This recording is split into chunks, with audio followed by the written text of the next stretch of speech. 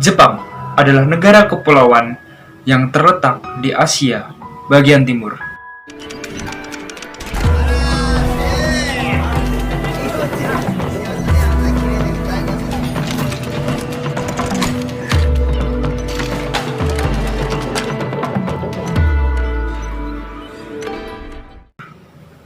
Tentu, semua orang tahu tentang Jepang.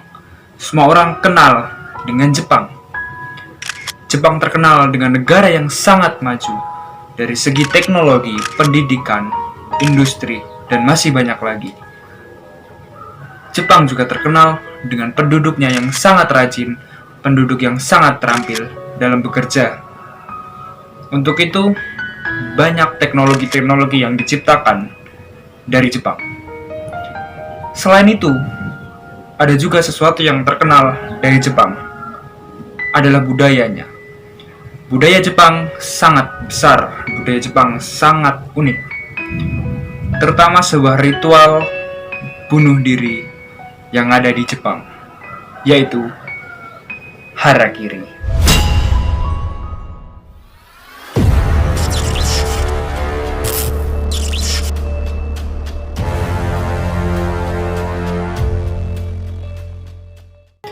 Halo teman-teman, selamat datang di channel Jurun Palungan. Kali ini kita akan membahas tentang sepuku, atau yang lebih familiar disebut dengan istilah harakiri. Arti kata sepuku sendiri dalam bahasa Jepang adalah potong perut. Ritual ini tidak hanya ritual bunuh diri biasa, tetapi ada maksud dan tujuan tersembunyi di dalam ritual ini.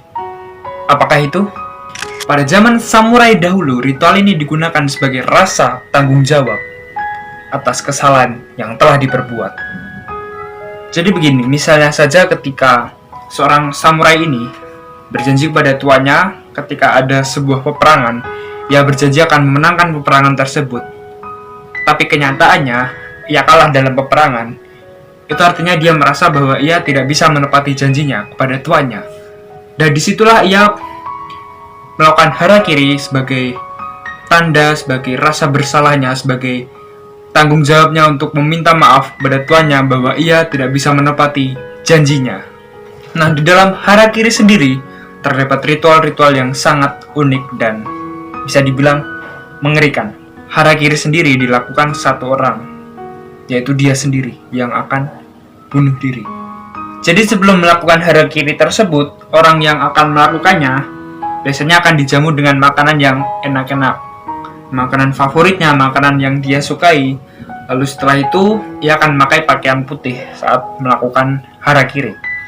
Jadi ketika orang tersebut siap untuk melakukan eksekusi harakiri, ia akan menggunakan sebuah pisau, atau di Jepang disebut dengan istilah tanto. Ya, orang tersebut akan duduk dengan melipat kakinya, lalu duduk dan memegang pisau seperti ini, akan bersiap-siap untuk ditusukkan ke dalam perutnya. Jadi akan ditusukkan ke dalam perutnya, lalu setelah itu digeser, ditusukkan dari sebelah kiri, digeser ke kanan untuk memberikan rasa sakit dan digeser ke atas supaya terjadi pendarahan. Dan itu sangat bisa teman-teman bayangkan sendiri bagaimana rasa sakitnya. Dan biasanya ada satu orang lagi yang akan berada di samping orang yang melakukan harakiri. Orang tersebut akan membawa sebuah pedang katana. Jadi ketika seseorang yang melakukan harakiri sudah sangat kesakitan, orang tersebut akan mengeksekusinya dengan memenggal kepalanya menggunakan katana. Ritual ini pun sering digunakan sebagai hukuman pada zaman dahulu. Ketika ada seseorang yang mungkin misalnya mencuri, ia akan dihukum dengan cara harakiri. Namun perbedaannya, ketika orang dihukum, ia akan dibiarkan sampai mati sendiri. Tidak ada orang yang mendampingi di sampingnya. Namun karena sangat, bisa dibilang sangat sadis, jadi saat ini harakiri sudah tidak lagi menjadi hukuman dan dilarang. Tapi masih banyak di luar sana orang-orang yang bunuh diri dengan cara harakiri. Kalau kita melihat dari kisah tadi, kita tahu bahwa penduduk Jepang memiliki rasa tanggung jawab yang besar. Mereka mempunyai rasa malu ketika mereka berbuat kesalahan. Dan bahkan mereka memilih jalan harakiri karena mereka menganggap bahwa mati terhormat adalah pilihan yang terbaik. Bagaimana dengan bangsa kita? Tidak perlu melakukan bunuh diri ketika melakukan kesalahan. Cukup sadar dan malu lalu meminta maaf, itu sudah sangat baik. Namun bangsa kita masih banyak yang tidak peduli dengan hal itu. Banyak pembulian yang sering terjadi, banyak pencurian, banyak korupsi, banyak pembunuhan, dan bahkan pelakunya pun tidak merasa bersalah. Kita bisa mencontoh bangsa Jepang. Mereka memiliki sikap, memiliki karakter yang sangat bagus.